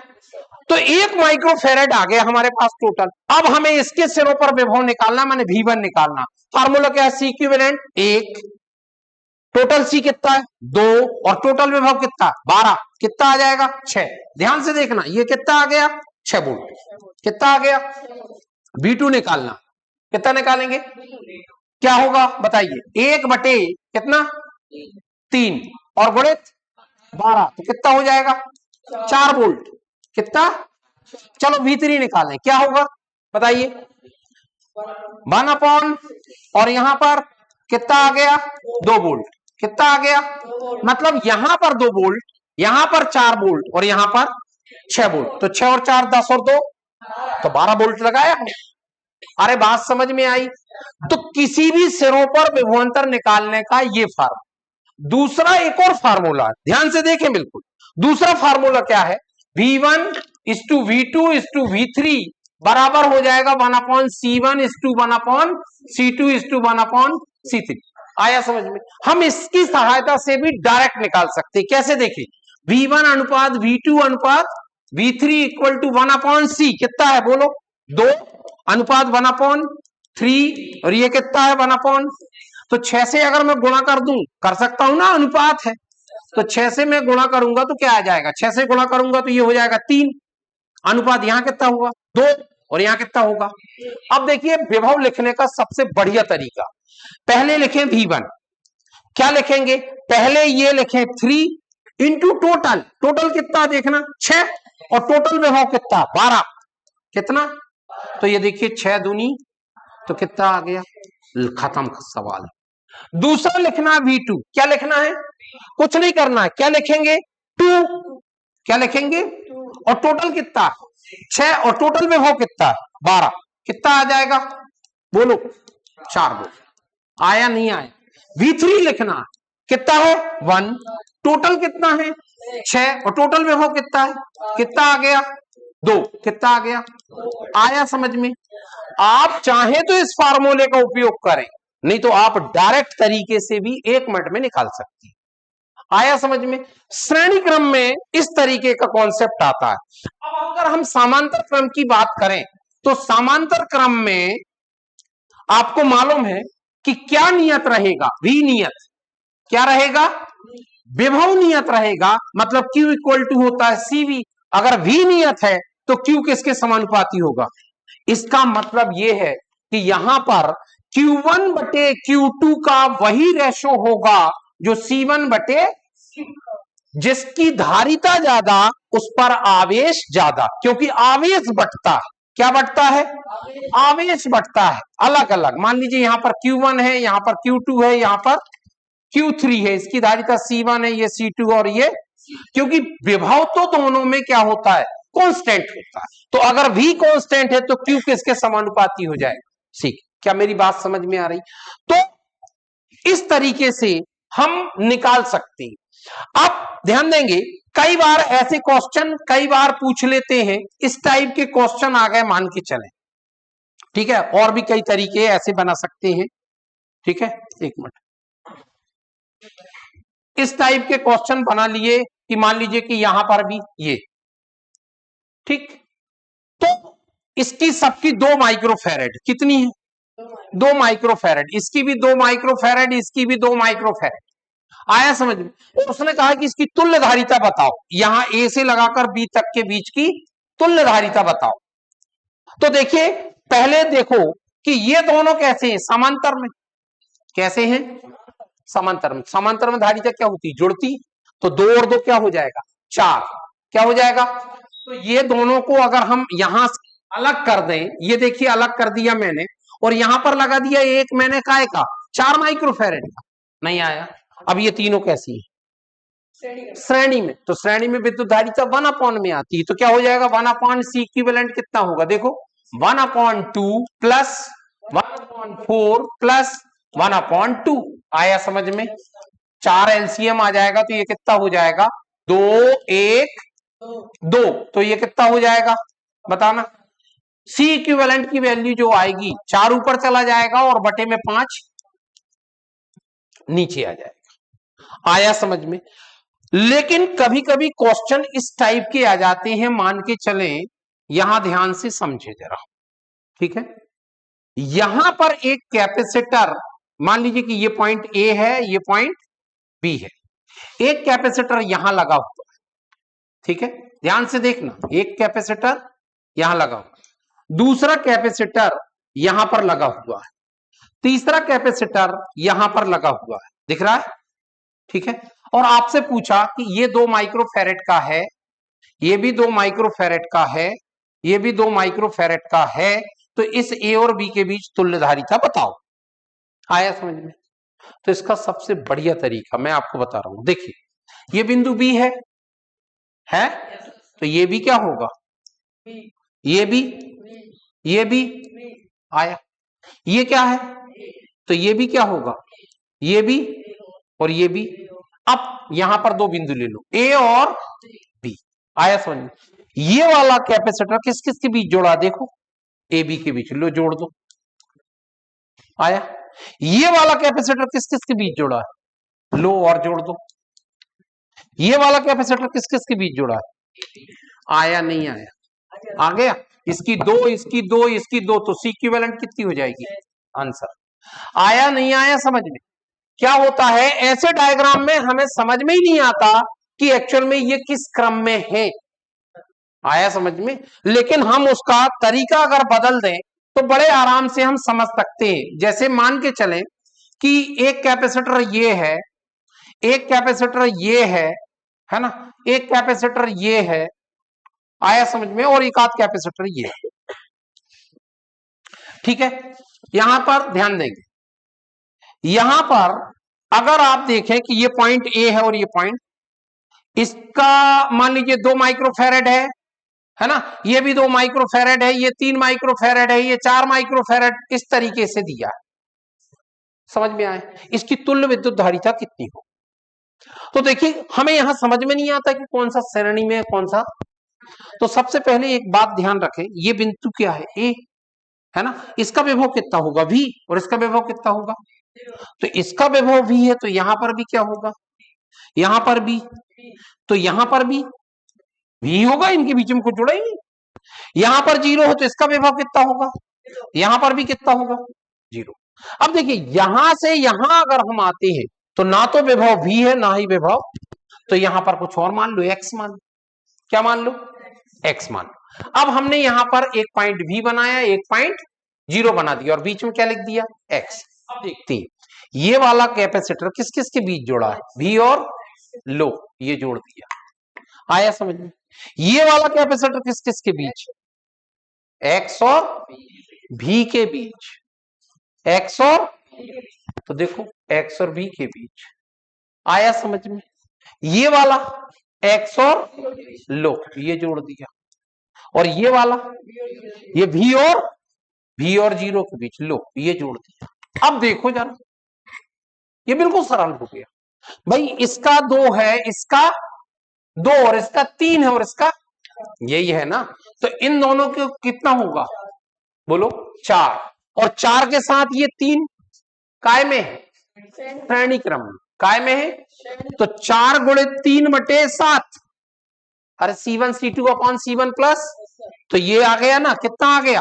12 और उसके साथ ये 4 काय में समांतर, तो समांतर हम सीधा जुड़ जाएगा, तो 12/7 धन, तो ये कितना हो जाएगा? 28 12 40/7। आया समझ में? तो टोटल कैपेसिटेंस कितनी आ गई? 40/7। आया समझ में? तो टोटल निकल के आ गया। अब मान ली कि आपको ये दिया है कि मान लीजिए कि उसने कह दिया कि इसके बीच में, ध्यान देंगे, यहां पर 50 वोल्ट का विभवांतर, कितने का? और आपसे पूछा कि इसके अक्रॉस कितना वोल्ट जनरेट होगा। आया समझ में? इसके संधारित्र, ये वाले संधारित्र के सिरों के बीच, या इसके बीच, या इसके बीच, किसी के बीच भी निकाल सकती है। तो कैसे निकालेंगे उसका सबसे बढ़िया तरीका बता रहा हूं, ध्यान से सुनना। देखिए कैसे निकालते हैं, क्या करते हैं। एक तरीका तो ये भी है जो अपन ने अभी निकाला कि C इक्विवेलेंट 40। अब टोटल चार्ज निकाल लें। टोटल चार्ज क्या होगा? 1/2। टोटल चार्ज क्या होगा बताना जरा। Q जो होगा वो कितना होगा? CV। तो C कितना आया है? 40/7, और V कितना है? 50। ध्यान से देखना, ये कितना हो गया? 2000/7। कितना हो गया? 2000/7। ये आवेश जो आया वो माइक्रो कूलम में होगा, क्योंकि ये सब माइक्रो फैराड में थी। आया समझ में? कितना आवेश है? 2000 इसको जरा दिमाग में अच्छे से बना के रखना। मैं अभी इसको मतलब अलग कर रहा हूं, लेकिन आप ध्यान रखना कि टोटल चार्ज जो यहां से चलेगा वो कितना चलेगा, यहां कितना आएगा, यहां कितना आएगा, यहां कितना आएगा, ये सब निकाल लेंगे अपन। आया समझ में? कैसे निकालेंगे देखिए, मैं आपको बता रहा हूं कि किस तरीके से निकालते हैं। ध्यान देंगे यहां पर। देखिए कैसे निकालते हैं। ये जो है, सबसे पहले हम क्या करें, इसको हमने कुछ मान लिया x। क्या मान लिया? x मान लिया। इसका पोटेंशियल जो है हमने जो है x मान लिया, ये x है। तो देखिए इसका विभव x है, तो x माइनस क्या करा? v, और काय का गुणा कर दूं मैं 2 का, काय का 2 का। ये क्या है? C, और ये क्या है? v। आवेश निकल के आया। कहां का आवेश? यहां का। देखिए जितना इस पर आवेश है उतनी तो इस पर आवेश है, ऋण और धन का ही तो अंतर। आप मुझे ये बताइए कि इस वाले पोर्शन को जरा ध्यान से देखिए, इस वाले पोर्शन को, केवल इस वाले पोर्शन को ध्यान से देखिए। ये वाली प्लेट, ये वाली प्लेट और ये वाली प्लेट, क्या आवेश कूद के यहां आ जाएगा? नहीं आ सकता। आवेश कूद के यहां भी नहीं आ सकता, यहां भी नहीं आ सकता। तो इसका मतलब इन तीनों प्लेटों का जो कुल आवेश है वो रीअरेंज होगा। लेकिन रहेगा नियर। और टोटल अभी कितना है? 0। भाई अनावेशित है तो कितना है? अब रीअरेंज हुआ तो यहां का आवेश यहां आ गया तो उतना ऋण यहां आ गया, यहां का आवेश यहां आ गया तो उतना धन यहां, ऐसा होगा। तो कुल आवेश को हमें क्या करना है? 0। इन तीनों प्लेटों का आवेश 0 कर लो। तो पहले का आवेश हमने लिख दिया, अब दूसरे का लिखते हैं। प्लस इसका जब लिखेंगे तो कितना होगा? देखो x upon v, x upon into 2 plus, अब किसका लिखें? इसका। इसका लिखने की जरूरत नहीं, इसका कितना होगा बताना? x माइनस 0 इंटू 3 और कुल मिलाकर आया। तो ये 2 है और ये 2 है तो कितने हो गए? तो कितना आ जाएगा? 4x minus v plus 3x बराबर 0। नहीं आया? ये कितना हो जाएगा? 4x minus 4v plus 3x बराबर 4 और 3 7x माइन बराबर 4v। तो x का मान कितना आ गया? 4/7v। नहीं आया? 4/, ये हमारा x निकल के आ गया। कुछ गड़बड़ तो नहीं है? 4x 4v 3x 4 3 7, ये आ गया हमारा x निकल के। क्या आ गया? अब देखो जरा, x निकल के आ गया कितना? 4v/7। अब सब निकाल लो। आया समझ में? क्या निकालना है हमको? यहां पर चार्ज निकालना। तो Q1 बराबर क्या होगा बताओ? Q अपॉन Q1 बराबर CV। तो C1 इंटू C1 कितना देखना आया, सॉरी कितना है? 2। और V कितना है? V कितना है बताओ? कितना? V माइनस बोलो 4V अपॉन, नहीं आया? तो यहां कितना हो जाएगा देखना जरा, बोलो 2 इंटू बोलो 7 में से जा 3V/7 आया समझ में? तो चार्ज कितना आ गया? 2 गुणित 3/7 गुणित 50। नहीं आया? 50 ही तो है अपना भी। तो कितना हो जाएगा बोलो? ये हो जाएगा 6 पंचे 30, मतलब 300/7। यहां पर आवेश इतना आ गया Q1 आया। अब Q2 निकालें यहां का, तो यहां का भी उतना ही होगा। देखो क्यों? विभवांतर भी तो उतना ही, V अपॉन एक्स, ये V अपॉन एक्स, धारिता भी उतना। नहीं आया? तो इन दोनों पर कितना चार्ज आया टोटल? इन दोनों पर, मतलब Q2 की बात कर रहा हूं। तो ये भी 300/, अब इसकी बात कर लो। इसका तो हम आराम से निकाल सकते हैं। क्यों? Q बराबर क्या होता है? CV। तो C कितना? 4 और V कितना? 50। अरे 50 है ना? तो कितना है? 50। कितना हो जाएगा? 200। आया समझ में? कितना है? अब सबको जोड़ती है। ये कितना हो जाएगा? 600/7। कितना? और साथ में कितना? 200। तो कितना हो जाएगा बताना? 7 दूनी है ना भाई, 7 2 जा 14, तो 1400 और ये कितना? 600। तो कितना आ गया? कुछ आया ध्यान क्या? इतना ही निकला था वहां से। अरे समझ में आया नहीं आया? अब आपको इसके सिरों पर कितना चार्ज आएगा ये निकालना है, तो निकाल लो। Q बराबर CV। तो C का मान कितना? 3 और V का मान कितना? X। तो X की वैल्यू ये आई, तो कितनी आई? और इंटू V मतलब आया समझ में? ये कितना हो जाएगा? 12 पंचे 60, मतलब 600/, लो इतना आवेश यहां रहे। किसी भी प्लेट पर आवेश, चालक पर आवेश कितना होगा, क्या होगा, ये हम बड़े आसानी से निकाल सकते हैं। आया समझ में? कितना आवेश होगा, क्या होगा, किस प्लेट में कितना चार्ज आएगा, ये बड़े आसानी से निकाला जा सकता है। ठीक है?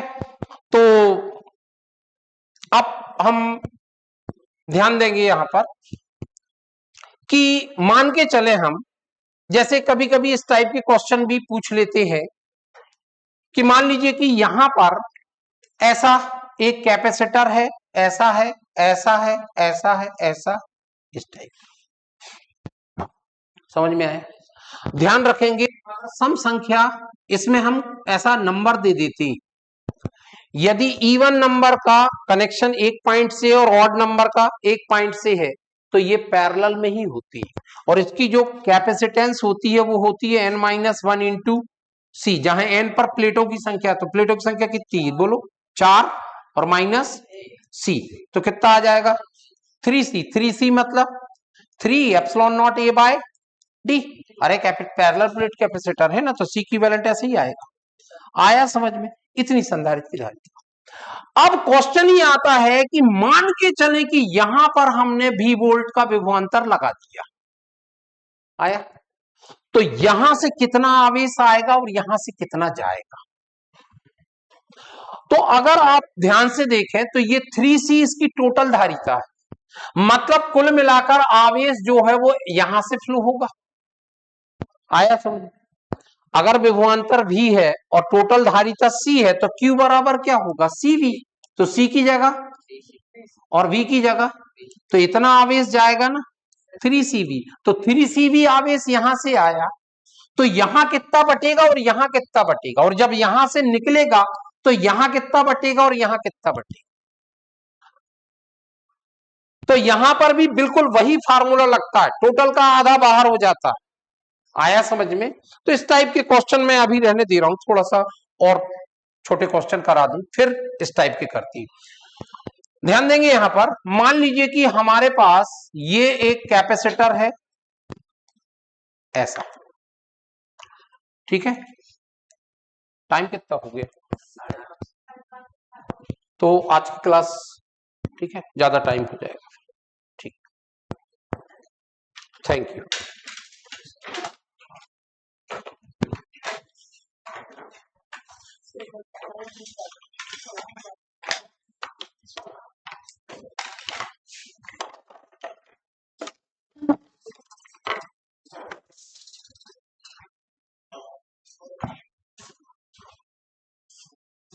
इससे रिलेटेड क्वेश्चन घर में